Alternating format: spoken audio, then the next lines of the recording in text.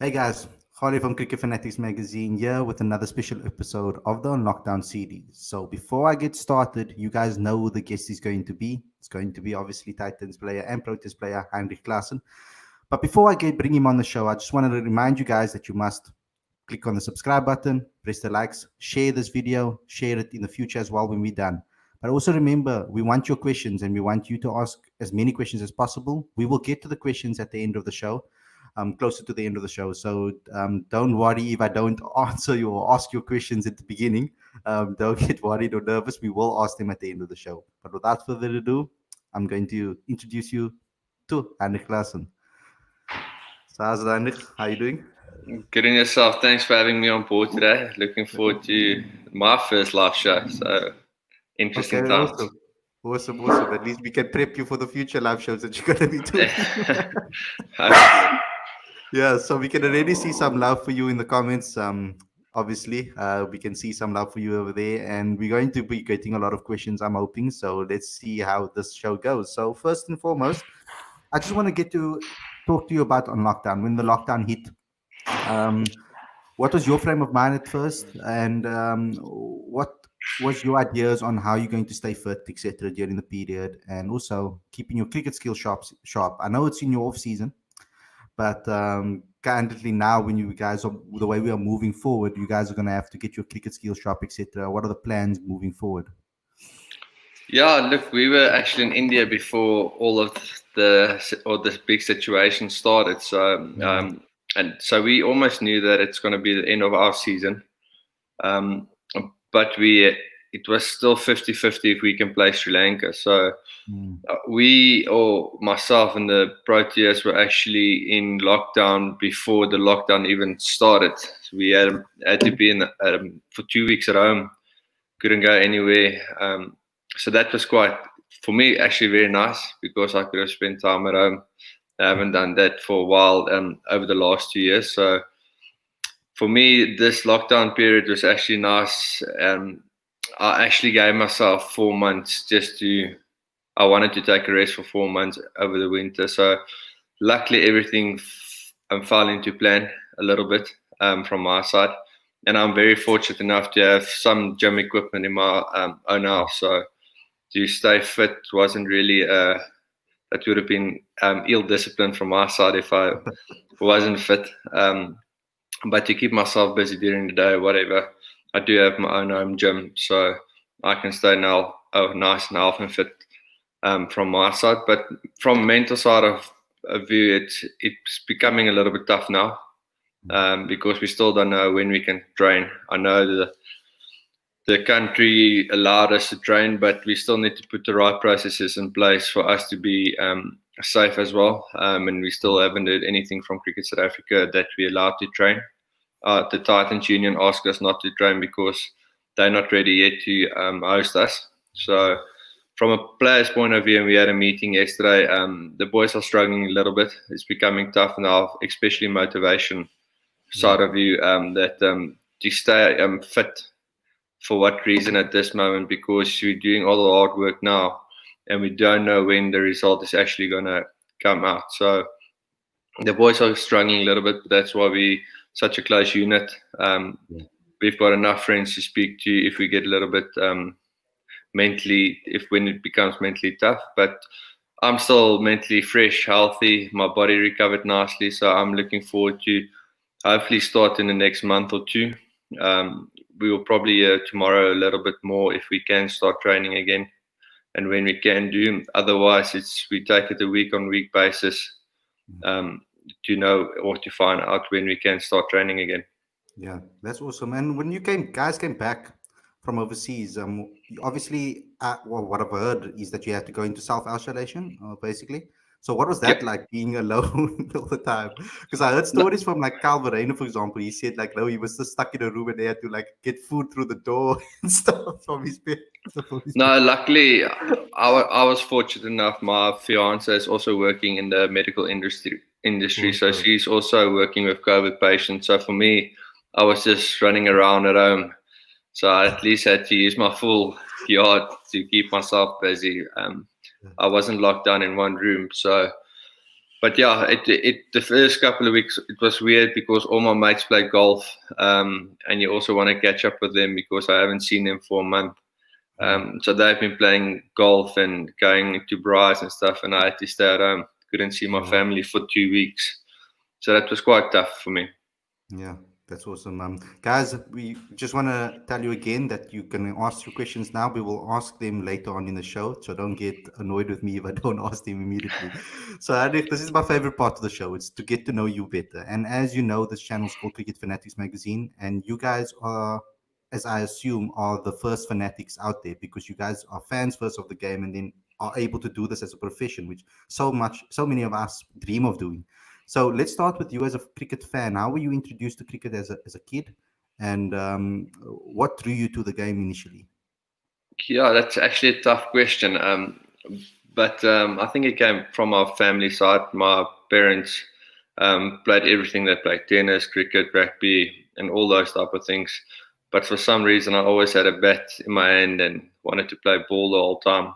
My grandfather, grandmother, everyone in the family just had to throw balls to me from a young age. We weren't fortunate enough to really watch sport on TV or to go to games and those things. That only started coming a little bit later, like primary school.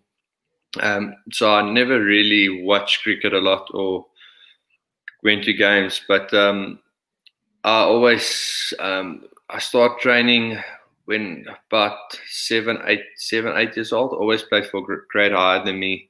Always played with the older boys. So that's when I really start enjoying the game a little bit. Probably when I was 13, started to play Premier League cricket with the big boys, the men in the world, for a club called Willowick. And that's where I actually fell in love at that place. It was in the bush.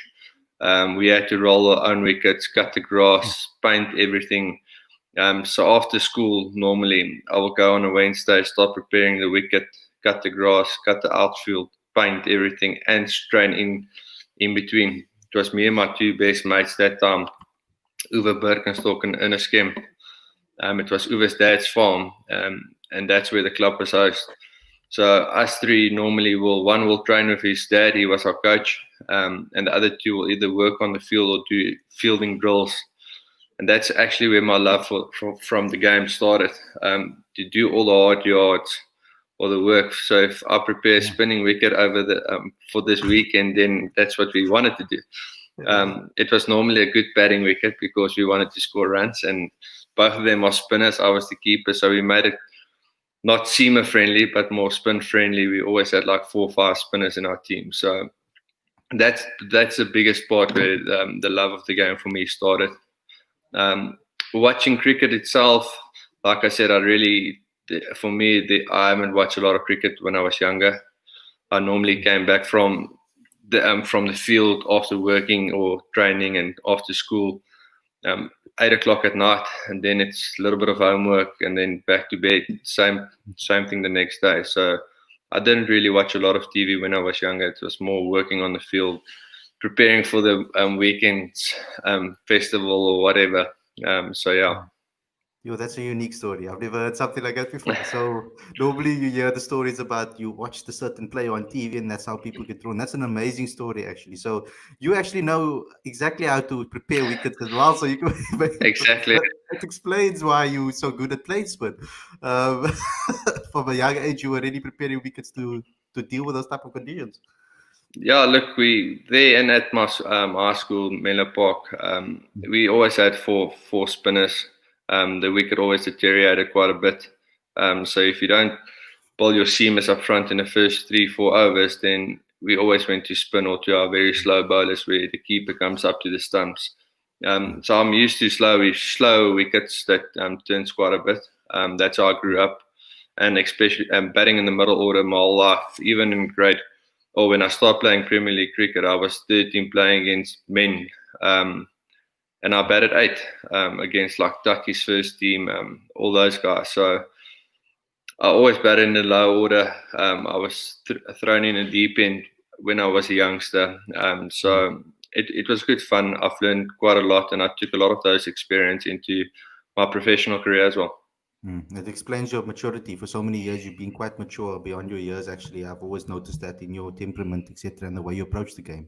So it explains why. I mean, I didn't know that about your life, that you were thrown in the deep end kind of at a young age and really got that experience. So talk to me about Menlo Park, and the experience over there in high school, and who were some of the players that you played against? When did you start finding yourself as a cricketer in high school? Because generally in high school is where it starts. Yeah, once again, I was fortunate enough to get a bursary from the school. Mm. The head coach Arne van Wyk, he's very close to me. He's like my second or third father. So we got a very tight relationship, and once again, since grade 8, what's it, under 14, I was thrown in the deep end. I was playing first team cricket already. Sure. And from the start, I didn't come in late in the season. It was first game of the season. I remember we still playing in the second league of the Northern's leagues, of the school leagues. And both my two best mates actually played as well for the team. Uwe was our captain.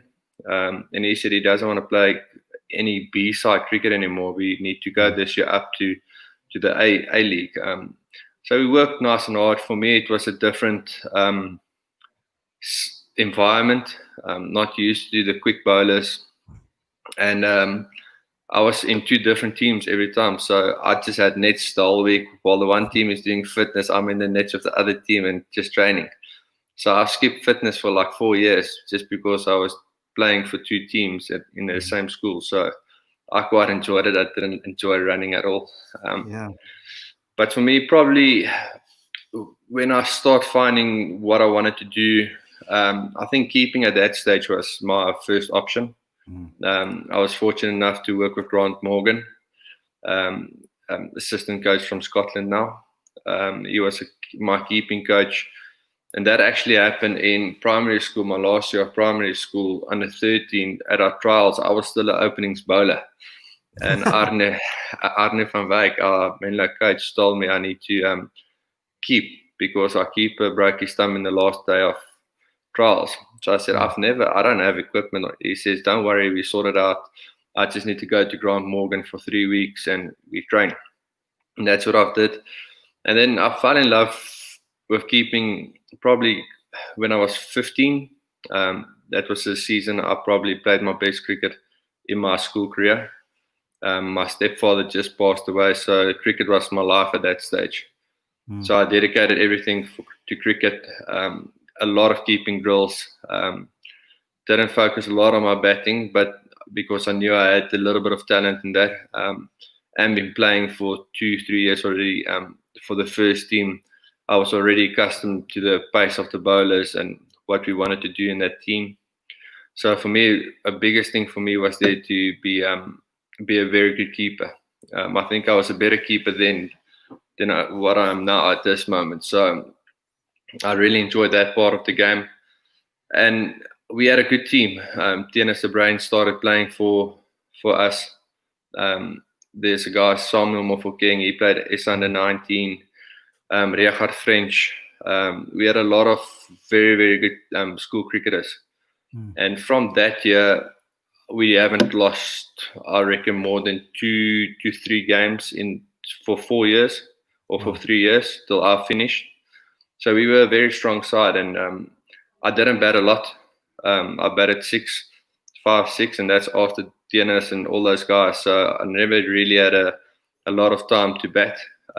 If I do bat, I've got 12 overs, so that's why I became such an aggressive player, because I knew I had to finish my games for the team and make a big impact in such a short amount of overs. So that's why I grew accustomed to what I've done now and how I implement my game now as well. Yeah, I know that they're one of the top schools in the region. So it must have been quite an experience for you to go to such a top school and play cricket, especially cricketing school. Can you maybe name me a few bowlers that you faced that really gave you some tough battles? Because I mean, you played for the first team for quite some time, so you would have played through different generations almost. Yeah, look, to be honest, I can't remember a lot. because we played actually so many cricket games when we at such a young stage. I just remember more about playing club cricket. For me, club cricket was more important for me than school cricket because I was playing these games that I played against Faf when he was still at Tux. I remember, I think I was 14, 15, and we played Tux at Tux, and they just rolled us. They scored like 300 plus in 50 overs, and we were about 100 for 6, and I had to come in, and the ball was still brand new. And the seamers just said, okay, yes, the school likely they want to play against us. Let's just bounce him. And Gerard Linde, I remember, he's still a good mate of mine. They were bowling like 135. For me, that was quick. Elgar Zorgman, there was a lot of quick bowlers that Takis had at that moment, and everything just came past my head, and the umpires just didn't worry about it. So, yeah, that's a difficult question to answer. For me, the biggest battles was more against Walter Kloof. I played against Peter Milan, Andre Milan, the brothers. I didn't play any games against Janeman, but myself and Andre had a lot of good battles. Even Faf de Klerk played still cricket for Kloof then. They had a quick bowler, Tertius Gous. I struggled against him. He doesn't play cricket anymore, and he played for Tux a little bit, but then he started bowling leggies. But at school, he was a quick bowler. Even Ruan Pretorius, Waterkloof was for me, bowling was probably the school I haven't performed the best at or against. Got a couple of good innings, but there are a couple of bowlers that troubled me a little bit. Awesome. So what I want to know is your transgression, obviously, to Northerns, playing there. When did that start? When did you get your debut, etc.? And what was that journey like? Because at what point did you realize, look, yeah, I can make cricket a career here for myself? Yeah, I think Tux played even more of a bigger part in my life than what Northerns did. With Pierre de Bruin there, and we had Chris van Noordwijk, even Rooster of Anton Roux. He was our coaches, and they all had so much experience in first class cricket, especially Pierre de Bruin and Chris van Noordwijk. I think at the stage we went to Red Bull World Champs in London, and we worked out with those two, either playing or coaching. They had over 500 first class games experience. So for us as youngsters, myself, Aidan Markram, Dennis de Bruin, Lungi, all those guys, we've learned quite a bit from them, and the way we train and our work ethics and all those type of things. And I remember having a conversation with Pierre de Bruin, was that what's the best chance for me of making or being a professional cricketer? And he said we almost need to look at a Justin Kemp role in finishing the games well. And if we don't score a lot of runs, just make sure we get enough red inkers to get the average up, or just to say, okay, you're there at the end every time. Doesn't matter what the situation is. You went through everything. So that built a lot of experience for me, and at least gave me some sort of direction where I want to go and where a little bit of a gap is in the market at that stage. And then I remember I was fourth in line as a keeper for Northerns. There's a guy named Josh Richards. He decided on a Monday he's going to leave to Australia to become a doctor or to study medicine. Abraham Nglovu was second or third in line for that stage, and he on the Tuesday decided he's going to KZN Inland. And on the Thursday, another friend, Douglas Hewitt, he was the main keeper of Northerns. He injured his shoulder, and that's how I almost got my gig. So in 1 week, from fourth in line to first in line to play for Northerns in Potch. So it all happened quickly for me, and then I just started playing a little bit of white ball cricket for them. Josh or Douglas recovered, and he played a little bit still 3-day cricket. And then my career started to build a little bit. Had a good first year for Northerns. I think I averaged 42. Yeah. And then Pierre said to me, okay, if you want to have a gig and for the franchise, then you have to average 60. So that's what I went on doing the next year, average 60 for Northerns. And then they said, okay, cool, there's no contract, you can't play yet, you have to do it again. And I think I ended up on the same average again that season, and then got a little bit of a kick in the T20 tournament. We were last on the log for last 4 games to go, and that's where a lot of the guys got their T20 debuts and chances, just to see what they have in the bank as from the Titans point of view. Yeah. What people don't realize is when I look through your stats and I actually dissected it between Northerns and the first class cricket, list A cricket, etc. Your first class average at Northerns, for example, over the time you've been there is 52, and your first class average for the Titans is 42, and that's quite remarkable that your first class average is actually quite good. And I want to talk to you about your red ball game. How much do you appreciate that, and how much do you love playing the red ball format? Because I mean, you are a phenomenal red ball player. Right now, a lot of people don't maybe classify you as that.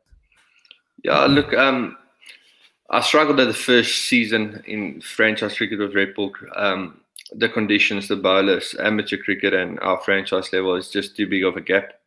So I struggled my first year just to get accustomed to the pace again, because I remember my debut, the 2 weeks build up to my debut for the Titans, the quickest bowler I faced was 125, 130. And then we went to Bloemfontein, and then you have Duan Olivier bowling 145 at you. So it's quite a big jump. And your medium pace bowlers bowl 135. So, and that wasn't pleasant for a debut because it's such a big gap. So it was quite difficult for me to adjust in my first season. I think my first 4 franchise first lost games, I averaged 18 or something like that. But then I think the big turn for me was we played again the Knights at Supersport Park, and Mashanta Langa went over to the Knights, and him and Duan Olivier just bombed us out in 11 overs in our second innings. Probably the quickest spell I've faced in my life. I was scared, to be honest. But the first innings I managed to score 85, and that's when I felt like, okay, I can play at this level. This is the quickest I will ever face in my life. I was never been so scared on a cricket field. But I managed to get through all of those issues and still score runs and be aggressive against them. So that's why I almost found my feet and found the love of 4-day cricket again. I always loved 3-day cricket. You can decide when you want to play T20 mode or 1-day mode, or even just survive a little bit. I remember sorry, I'm jumping around here, but fine. we played SWD in Oudtshoorn, and Gershwin Rabe bowled to me for 2 hours, and there was a little reach on the wicket, and for 2 hours I probably hit 2 balls. The rest I played a miss, scored 1 run, and that's why I almost found like, okay, this game is interesting. We can work with this. Some days the bowler is just going to be better than you, and you need to find a way to survive. And other days you can play T20 cricket on the same day, same outfit, maybe 2 hours later. So I quite enjoy that format, and I feel the red ball cricket is where your best skill players or your toughest mental players come out. T20 cricket, anyone can hack a ball or have an impact in the game. But 4-day cricket, over that time, you can't hide away, or if you lack in a certain aspect, your good or your best players will figure it out and they will expose you quickly. So that's why I love the game, and I feel like that's where I can judge a player on how good he really is when he has good red ball stats. Yeah, so we should actually be having more conversations about you coming into the test side, and maybe that as being an aspiration. Is that one of your aspirations at the moment as well? 100%. Yeah, I feel obviously made my debut last year, and that's a place where I've realised that that's even worse than 4-day cricket, because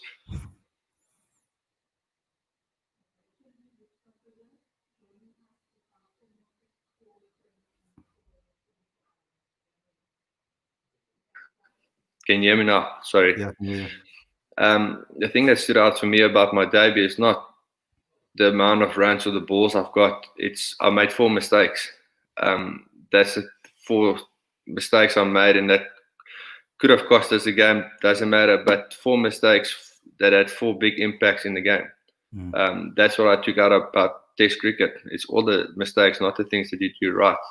Because at that level, you're supposed to do the things right, but to minimize the mistakes you make to make a bigger impact in the game. Yeah. But yeah, for me, 100% looking to get back in the Test side. That's where I want to play cricket. Like I said, that is big boys cricket. That's where you get tested how good you really are mentally, physically, and all those type of things. Yeah. So I will definitely been working. I've been working hard for the last couple of years, but I know I'm probably third in line again to get a spot. So I need to overtake a couple of guys now in the next season and a half to put my name back in the hat for that. So I just want to hop on something that you said previously before this about you having to face pace. And what is different is from the fact of a lot of South African batsmen are normally used to playing pace. That's where they come from. That's from the upbringing they come from, and that's what they know. And generally, it's the other way around. It's the spin that they have the issue with. Can you give some tips to the guys out there that are also struggling with pace bowling? And how did you go through that development phase? Was it just tough it through and just make it and till it works, or what sort of advice did you get? I don't think it was more advice. It was actually, I remember Mark Boucher and new coach Mandla at the Titans. They put us in the nets, and Mandla is probably the quickest guy I ever faced with the sling. And Boucher's instructions to him was, you need to hurt the players. Boucher put the bowling machine on as quickly as it can, and it just bounces. And for 2-3 weeks, it was hell in the nets, but that almost made me accustomed to facing pace again, because I knew, going back into my history, that spell that I faced of Marchand and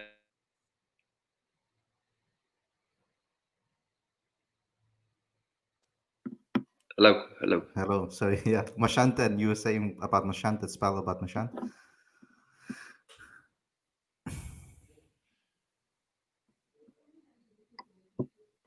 Are we in? Yeah, you in. You in. I can hear you.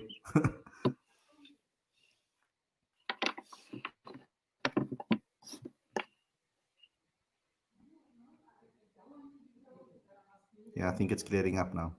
I don't know. Can you hear me now? Yeah, I can hear you. Can you hear me still? I struggle to hear you. Oh, you can't hear me. Let's see if I can remove you and add you back. Can you hear me?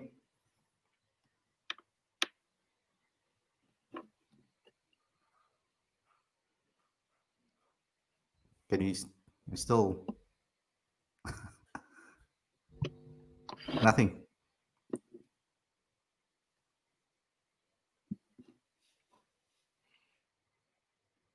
Okay, cool. Heinrich, okay, I'll send you a private message. Sorry, guys, it's obviously gonna happen.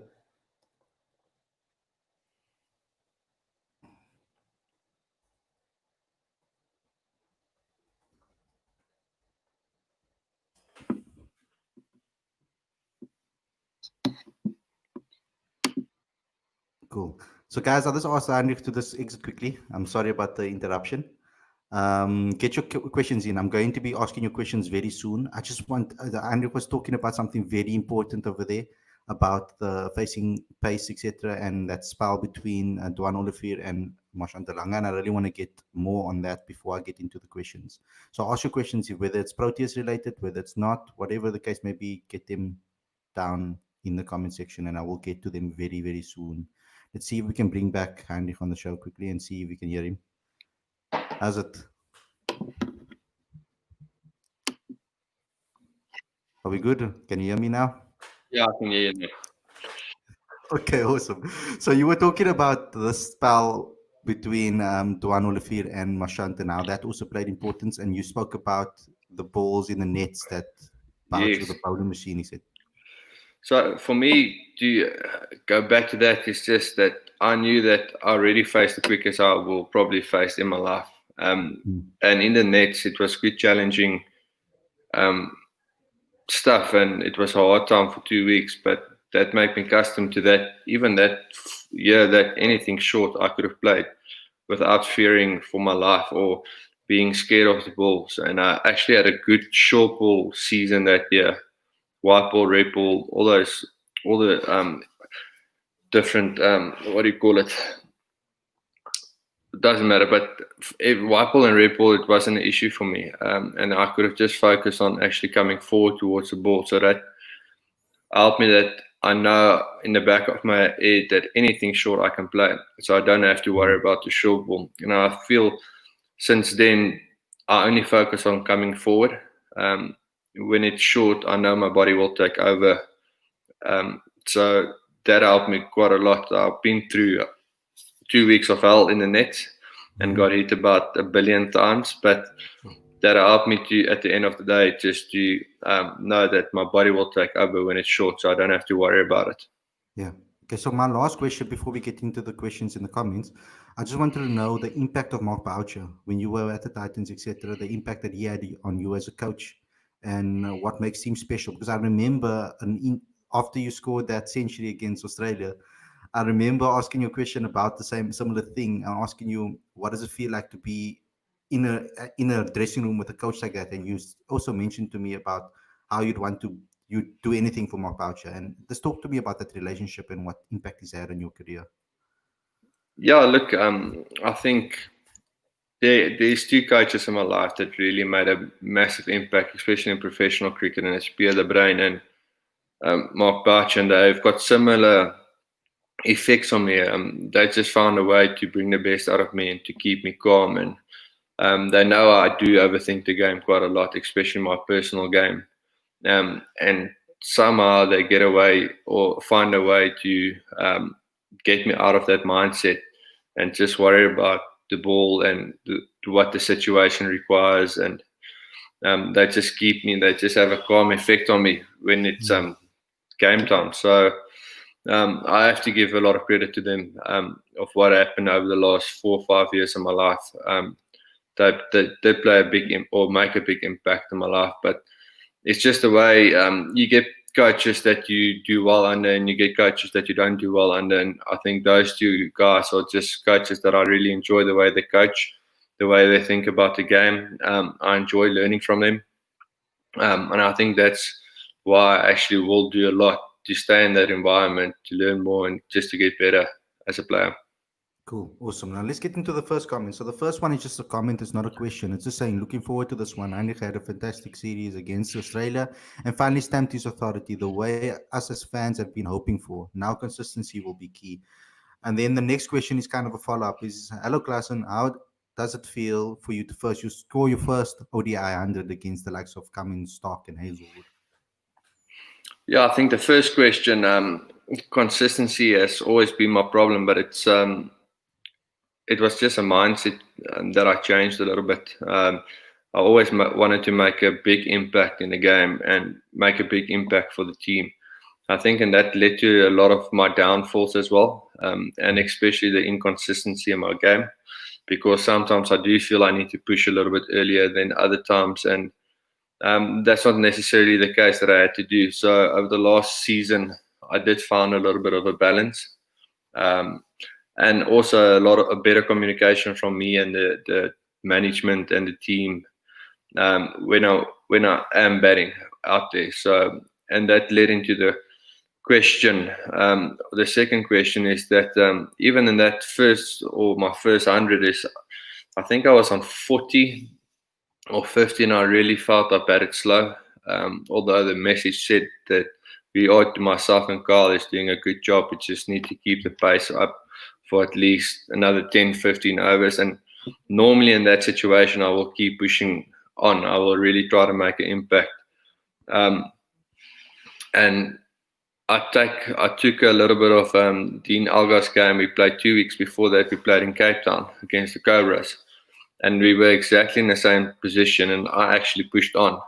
I managed to get my 50, but I went out 2-3 balls later, and he actually got 120 on odd. By just keeping the pace and just pacing the innings well and let the other batters in the team also do their part. So that's where my consistency, I feel, over the last season came in nicely, that I actually just went back to franchise cricket and found my game again, and have at least a little bit more consistent time in the middle than what I've done in the Proteas setup. Yeah. But the second question, that is, I'm not a big cricket watcher, but when Australia plays Test cricket, I do love their bowlers. I think they've got a phenomenal attack, and I like the way they operate, especially Cummings, Stark, and Hazelwood. And I remember the previous two in Australia, I struggled with that because I had a mental block against Cummings.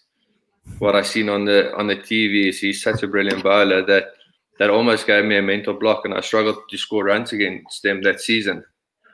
And just to overcome that a little bit in South Africa was a big thing for me.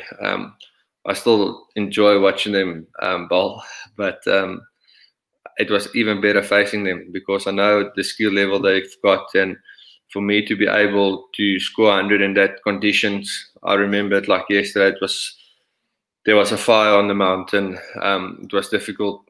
You always breathe in a little bit of smoke. We were in a tough situation as well, so to be able to get on top of them the first time and score 100, it was an unbelievable feeling. It feels like all the work I've put in my whole life came off or paid off. Yeah, it was an incredible innings. I remember I watched it. It was incredible. So Heinrich, I wanted to ask you, because you mentioned Dean, and often I see you around at practices in the nets and stuff, and have a lot of conversations with him. How important has he been in your development? No, big time. He's my senior player, and I will do a lot for that guy as well. But not just in cricket. The things he teaches or taught me off field, gave me advice on life experiences and finance and all those type of things. So he's not just a mate on the cricket field. Experience off the field, and even if he's a hell of a cricketer, people box him in as a four-day cricket or test player, but he's one day in T20 stats are up there as well with the best in our country. So I've learned a lot from him, and the experience he's got from playing county cricket and over the world. I will be dumb if I don't tap into his brain and try to learn from him. The way his mental game works, it's something any cricketer in the world can take a leaf out of his book. So yeah, for me, I'm fortunate enough that we have a good relationship, and that I can ask him any question, any day, anytime. And I just love the way, what type of cricketer he is. That's a similar type of cricketer I want to be as well. So I'm just trying to learn every time from him. Yeah, that's awesome. And then Ravi wants to know, would you love the opportunity to take over the gloves from Quinton de Kock in the test team, or do you see yourself as a white ball player exclusively? Yeah, for me, I would love to keep in all formats, but for me, I do feel I'm a better batter than a keeper at this moment in time. And to be honest, Quinny is a year younger than me as well, so we will always play in the same team. So it's up to Quinny what he wants to do, and I'm happy just to play. So if he wants to take the gloves in test cricket, by all means, he's got first tips on it. I love actually being in the field. So for me, it's just to get playing time. It's nothing to do with any other player in the team. If that means I need to score more runs with the bat, that's what I will do. I know, like I said, keeping, that will always be up to Quinton if he wants to keep or not. So the only way I can get into a team is by doing it with the bat. And I do enjoy fielding. So for me, it's just about playing. It doesn't have to be behind the stumps. I enjoy batting more than keeping at this moment. So, yeah. That's an incredible answer. Well done. David Villiers said that he trained with you when he was making a comeback before 2018. How did that happen, and how was that experience training with him and playing with him? Yeah, look, that's where you have to give credit to the Titans, the Momentum Multiply Titans, that the family there is so close. You have to give the full name.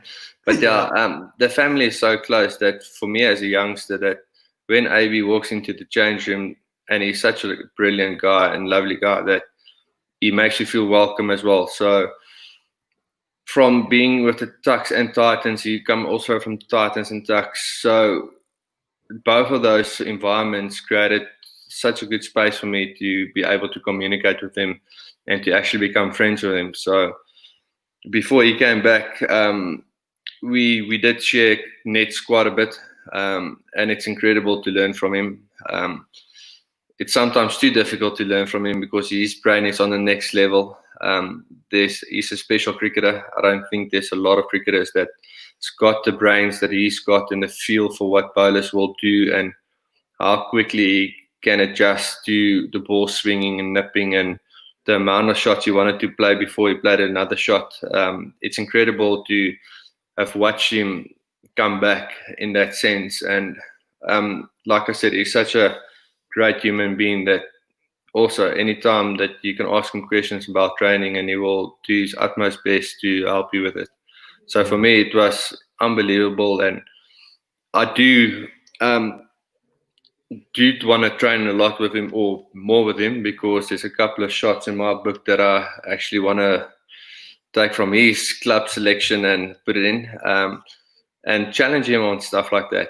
He's a fun guy to do things like that with, and you also see how crazy he actually is when you start training with him. Yeah, that's an amazing answer too. So, Klaasen, from happy birthday, Killer Miller. I don't know if you want to say a quick happy birthday to when he's watching, but he wants to know: do you see yourself as a sixth bowler for the T20 World Cup? I think that's more fun. Yeah, it's a funny story. I just messaged Davo before we came on the show on his birthday, and he replied kindly enough. But yeah, look, I think there's only two guys in this whole world that believe I'm a bowler, and that's Albie Morkel and Mark Bouchers. Bouch is probably coach for the T20 World Cup, and hopefully I will get selected. Then I'm always in the mix to bowl over or two. It's just if the coach can convince the captain if I'm allowed to bowl. But yeah, if there's a format that I will bowl in, it's probably more T20 cricket. Yeah, you need to snuggle up more with Quinny there and ask him. Exactly. Yeah. What is your preferred batting position in limited overs cricket, would you say? It depends. I think it's more situation based. I do enjoy to play situations more than a specific batting order. I think T20 cricket 4-5 for me will be probably the best, probably 5. And same in one day cricket as well. 5 will be the better option for me to give myself a little bit of time so I can set myself up for the back end. Cool, awesome. And this is more of a question of as a viewer, where were you during the 438 game? I remember it well. I was actually playing in Mominul cricket for Willowick. And we came off the field and saw, no, the boys took some punishment. And my mom actually picked me up and I said to her, there's no chance that we're getting this score. I'm a big cricket or South African supporter, but there's no chance. This is a lot of runs. And we actually, when we got home, we watched the last over and we won. So yeah, I actually played a game in Mamelodi. So I remember that day quite well. Awesome. So Ravi has another one. Was a family question orientated. How tough was it to get everyone else in the family to play cricket with you? I found this to be very difficult. Yeah, look, I think this is where Tux played a big part in my life. When I was younger, it was cricket from the morning till the evening. And I think that's where myself and Peter Brain got to some form of agreement that I need to find something else than cricket in my life. Otherwise, I'm going to burn out. And that's what I actually done. So if I'm not at cricket training or at the ground, then I don't want to get or be part of cricket. If there's test match cricket on, I will watch it, or a good game, I will probably watch it. But playing with my family, it's difficult. It's difficult to tell them, okay, no, I'm actually tired. I don't want to do it. If I play backyard cricket or whatever, I will test myself, and I do love batting left-handed. So then I will do all those type of things. I'll muck around more than actually take it serious. But yeah, I don't do that a lot. I try to escape a little bit from the game a little bit more if I'm not at the ground. And the other one is you scored some runs against touring England in 2015. Do you remember that innings? Um, I just remember. I think it can't be 2015. No, I actually can't. Yeah, I do. No, that's when They came to South Africa. We Yeah, had a warm-up game in Potch. Yeah, I scored 48 or something like that. yeah, I remember I've got actually a photo on my phone. And I do send it to my sponsor where Mark Footed bounced me just after lunch. And I was so late on the ball. My bat is literally vertical and the ball's already in the gloves behind me. And that's actually like a good marketing. You can see all the sponsors' names and everything. So, yeah, I do remember that game. I remember Stokesy and Taylor, they demolished our spinners. It was a good wicket. They were double stepping, sweeping, and everything at the same time, and it was crazy. But yeah, no, I actually do remember that game. yeah. Okay, so this is an awesome one. Is who is the toughest spinner at franchise level who can be a future Protea? Would you say, being as you as the spin specialist, yeah? Yeah, I won't say I'm a spin specialist, but Yeah, they do get hold of me a lot as well. yeah, It's a tough one. I think Shulman Berg for that cricket, even one day cricket, is a brilliant bowler. Um, obviously, Shamsi, he played a lot of international games, but he will take over from Imi now. Kesh is developing a very good one day and T20 skill set now as well. Um, then we have Subrian as well from the Dolphins. Very good. George Linder is also very, very good. We've got a lot of good spinners in our country, but yeah. 4 of them are exactly the same. And I think Kesh at this moment is topping that log for left arm offies. If you look at wrist spin, Sean Schulmanberg is definitely up there with the best.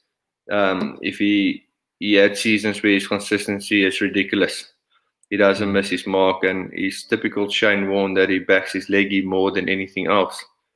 And he can bowl overs. He can bowl 40 over spells, 50 over spells without taking a break. So, yeah, we've got good spinners. I think we've got good spinners in each format as well. So it depends what format we're looking at. But I think Test cricket probably be Sean next after Shamsi and Kesh at this moment. And then same Kesh will probably and Shamsi will fight off for that white ball spot at this moment. Awesome. And how did you feel about Miller taking the gloves for that little small period? Yeah, look, we had this conversation, myself and him. It wasn't up to me and him to make a decision. For me, it was a big disappointment because they looked for something else and not in me. So, and that was purely because I didn't score runs. So that was all on me to make that mistake of not scoring runs and give someone else the gloves. So, but yeah, no, we had that conversation and it was quite a hard one. But we all passed that now and we're all good mates again. Okay, awesome. Daniel says, did you feel hard done by when you didn't earn a contract from CSA, or did you think that you still need to put in some consistent performances? Look, I don't feel hard done by at all. I only played 3 or 4 games. So there's no one in the world that can, unless I scored triple hundreds in all those games, then different story. But for 4 games, I can't see myself earning a contract just playing 4 cricket games. If you even look at the points, if you can get a top-up contract, I'm not even halfway to get those points. So for me, I didn't feel hard done by. It would have been lovely to get it, but no, I don't feel that I've been done hard by. What I was disappointed in that is that we couldn't play Sri Lanka in India because I feel if I did well there, then my chances would have been better to get it. So yeah, but otherwise, no hard feelings. Cool, awesome. And then this one is an awesome one. What was in your mind when you were 99, 1 run behind your maiden ODI time? Yeah, look, I was nervous. I just didn't want to get out, to be honest. But yeah, at that moment, it's just you're looking for that 1 run because that's what you've been working for your whole life to get that first 100 under the belt, and then you know you can perform on that level. So yeah, for me, it was just make sure you get this run, don't go out or don't chip it back to the bowler. That's awesome. And Daniel has another one. Who is the best local batsman and bowler to never get a call up in any of the three formats? Would you say? To never, yo. Yeah, it's a tough one. You have to go. You have to both think No, of one. look, my knowledge is not that great. To be honest, I can't see that there's anyone that did so well that they didn't get an opportunity. I must give credit to Cricket South Africa. When guys do play well, they always get an opportunity. I actually saw the other day on the STV that Graham Smith hasn't played the same team for I think 48 matches or something like that after each other. So I do feel like if there's one bowler at this moment, I think it's Shormenberg that hasn't got his test call up yet and play a game. He's been doing very well over the last couple of years with the ball, but I feel sometimes you just get a bad era where you do score a lot of runs and your keepers that plays on top of you is just so good that he stays there for his whole. But everyone gets injured, and so then you will get your chance. So yeah, to answer that call, the question is, I think the only guy I can think of is Shormenberg that hasn't got an official game in yet. But other than that, if you do well, the selectors can only shut the door so many times before you break it down. So Yeah. This next one is one of his favorite questions to ask. He always asks it because he's so pro at happening. So, what effect would you think the returning Kolpak players would have on South African cricket? I think big. If you look at all the Kolpak players, I love cricketers. They're unbelievable cricketers, and it's sad to see them go. But obviously, financially, that is a good move for them. But they will definitely make our cricket stronger at this moment in time. If that's going to take spots away from other guys, definitely. But hopefully, Cricket South Africa can maybe make a plan for that to happen or not to happen. To maybe tell you're allowed to have 2 callbacks or whatever in your team. But to be honest, I don't think all of them will return. So they have such a good history or relationship with the counties that they will actually play as overseas players. So yeah, but if they do come back, I think cricket will only be beneficial for South Africa when they get back. Cool. There's 2 awesome questions here from Prasad. One is, how was your experience playing under mentorship of Warren, rubbing shoulders with Smith and Stokes at RR in IPL? The mentorship of Warren was interesting. He's actually a funny guy, and it is funny how it's like also he's got a brilliant mind about bowling spin and the way he just tweaks his arm and then he bowls 3 different type of balls or deliveries. So it was interesting learning from him spin wise. I didn't work with Smith or with Rajasthan. I worked with Stokesy, and the way he operates as well, it's on a different level. He's a 120% player. Yes, he had 2 years that he struggled a little bit or didn't do as well as he wanted to, but it's not because of a lack of effort. And you can see the way he performed over the last season and a half, that all that hard times finally paid off. And look, the play is there's not an all-round in the world that at this moment that can touch him. Yeah. I remember this clearly because it was my first ever series covering it as a journalist. But when India came down here, how did you play spin of Kuldeep and Chahal so well when the rest of the battle struggled against him? Once again, credit must go to one of my mates, Sean Van Berg. He's a good leggy, and I love facing him in the nets, and I've kept a lot. I think for the last 6-7 years, I kept against him. So, and he's, like I said, he's a quality spinner. So I actually learned a lot of playing spin and how batters failed against him and the way he thinks about the game and how he wants to get dismissals. And we spoke about it as well a lot. And every time I play against him, I want to take him down. And yes, he will win. Sometimes I will win. And if we play against another leg spinner or another spinner, he always wanted me to take him down. So I always seem to find a way to be aggressive against them. And if you're aggressive against any bowler, doesn't matter if you bowl spin or underarm or quick, he will have to change his lines in the way he bowls. Otherwise, you will always win the battle. So that's what I try to do, and it's been working. It's got me out a couple of times, but that's how the game works. If you're going to take risk, you will get out. But majority of the time, you hopefully win the battle. Cool. And what's your thoughts on Jock Callis being the batting coach in South Africa? Yeah, look, once again, it's experience. You can't argue with him for any situations because he's been in every situation that you can possibly think of. So with his success rate in his career, we will be stupid not to have him, first of all, and you will be stupid as a player not to listen to him. Definitely, like I said, some coaches does have bigger impacts on other players. So it's only the way you as a player reach out to him and taking what he says and interpret to your own game. So some things he will say to you will probably help you a lot and change your career, and other things you say it doesn't suit for my game, and he also understands that not everything suits every player, and that's what makes him so good. So yeah, we're very fortunate to have him as a batting coach, and he's not overpowering, which is strange, but he helps you when you need help, and otherwise he just gives good advice. Yeah. What was interesting for me when the ODI team came to Newlands, and I got to see him coaching, and with Yanaman Malani, he was standing with Yanaman, and he was taking videos of you guys in the nets, and I was like, Yeah. yo, that's a very innovative way of forward that he's thinking, despite him coming from an era where that wasn't around. Yeah, he look, seems to adapt his coaching to the current generation.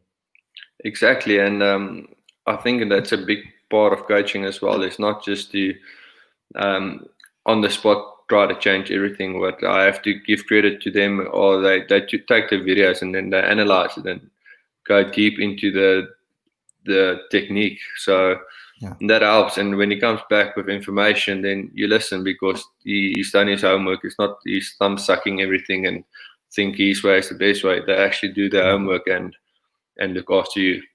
Yeah. I don't know if you watch football, but someone wants to know what your favorite football team is. No, unfortunately, I'm not one of those guys. And rugby? Also, I do. I go through stages. I supported the Lions when a couple of my mates played there, but they're all left now. So on to the next team.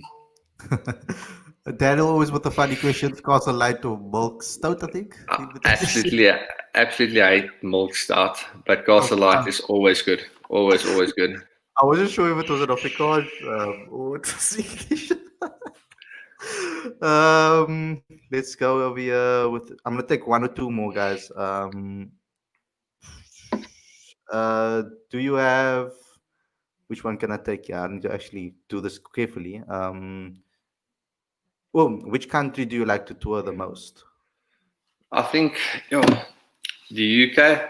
It's lovely. I will definitely live there someday if I can afford it. But I've always been a big fan of the UK. I've been there about 6-7 times. So I do enjoy the UK. Cool. Last question from me, and this kind of sums up everything. Do you like captaining? And how much do you get involved when you were playing at the Proteas recently? With regards to you becoming more senior player, I think it's an awesome question. Yeah, I love captaincy. I was gutted that it was taken away from me at the Titans, but it was a good thing for me at the last season just to get myself back to where I'm supposed to be. Going into the future, 100% looking to captain all the teams I play for, but that's unfortunately not up to me. And I didn't get too much involved, to be honest. I really focus a lot on myself. I will always give my inputs when the captain or senior players need my input. I do respect the protocol or your lines or your channels that you need to go through. So I will always find my way to go through that channels first. Otherwise, some captains like it, other captains don't like it. So it's just a form of respect from my side that at the end of the day, if the team loses, the captain is getting all the abuse. So if he wants your opinion, I'm the first guy to try to help him. Not that I'm always right or wrong. So it's always good to listen actually as a captain for a couple of opinions and make a decision then. Awesome. Last question for me is, what is Heinrich Klaasen like off the field? What are some of the things that you like to do besides, obviously, you're so busy with your cricket schedules, but what do you like to do for fun, etc.? And yeah. No, golf is obviously a big part of the off-field entertainment. So when we do get a chance, we will try to play. And if I don't do that, just a braai with my friends or family. That's me. Otherwise, I just try to rest and just be lazy as possible. Are you also going to insult me like Heinrich did when I asked him about some braai tips and I told him I braai with coal and a weeber and he's like, hey, no, you must braai with wood. Yeah, exactly. Yeah. No, I need to with fire. Okay, cool. Is there any tip that you can give me with regards to a good braai? What is some of the key things that you Just burn as much wood as you can. okay. Just enjoy the fire. Don't be shy to put in an extra bag of wood. Okay, awesome. Lastly, Heinrich Klaasen, just a message to the Cricket Fanatics fans that have asked me to bring you on the show.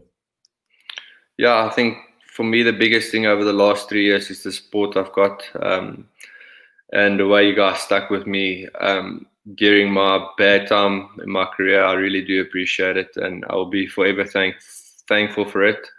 If you do want a personal message, I am on my fan box, so I can send you a personal message then, or just send me something on Instagram. But yeah, from my fans, is you guys is that brings you through the hard times and that you want to work hard every game for. So thanks a lot for all the support, and hopefully you can continue supporting me. So thanks a lot for coming on the show, Heinrich. I really enjoyed this conversation. To the fans out there, thank you for tuning in. You know what to do: like, subscribe, and share, and do all of those things for us, so that we can get more players on the show, etc., and more shows going down the line. Thanks a lot for tuning in, and stay safe during this period, guys.